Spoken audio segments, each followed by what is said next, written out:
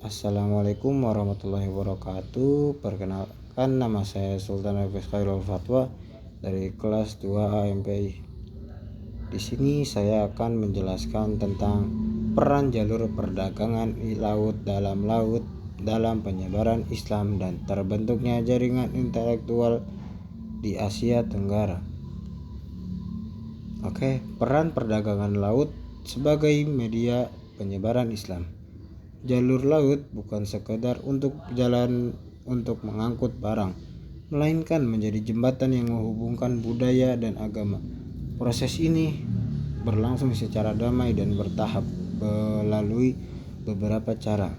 Yang pertama, interaksi sosial dan akulturasi budaya, seperti hubungan baik para pedagang Muslim yang dari Arab, Gujarat, Persia, dan India berlayar ke Nusantara untuk berdagang rempah-rempah.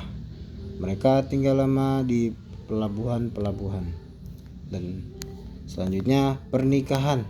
Terjadi banyak pernikahan antara pedagang asing dan wanita pribumi. Keluarga ini kemudian menjadi cikal bakal komunitas Muslim di daerah tersebut.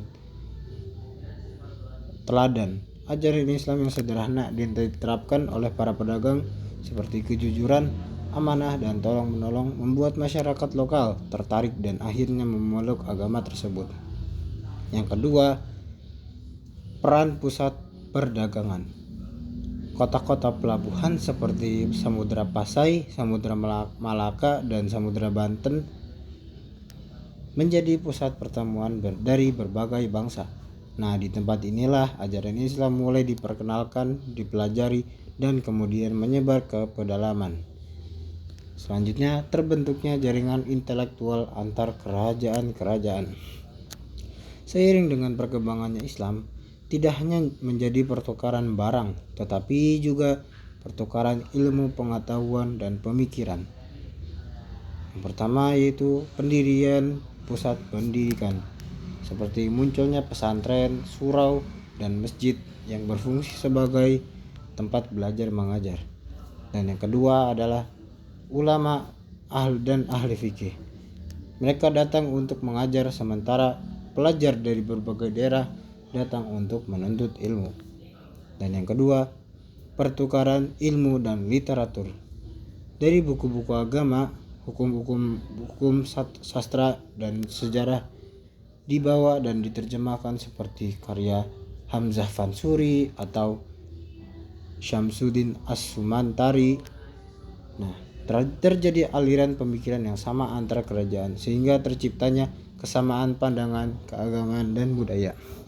Dan yang ketiga, hubungan diplomatik dan keilmuan.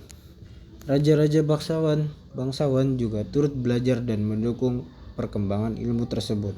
Nah, terbentuklah hubungan erat antara kerajaan-kerajaan Islam seperti Kerajaan Aceh, Kerajaan Malaka, Kerajaan Demak, Kerajaan Goa, dan Talo, dan lain-lain.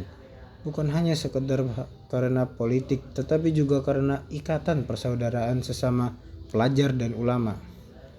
Nah, jadi kesimpulannya adalah jalur perdagangan laut memegang peranan yang sangat vital karena bisa menjadi sarana masuk dan berkembangnya Islam secara damai. Bisa juga mengubah struktur sosial masyarakat. Nah, bisa juga melahirkan komunitas-komunitas ilmiah yang menghubungkan satu kerajaan dengan kerajaan lainnya, sehingga terbentuklah peradaban Islam Nusantara yang unik dan berkelanjutan hingga sekarang. Sekian dari saya, kurang lebihnya mohon maaf. Wassalamualaikum warahmatullahi wabarakatuh.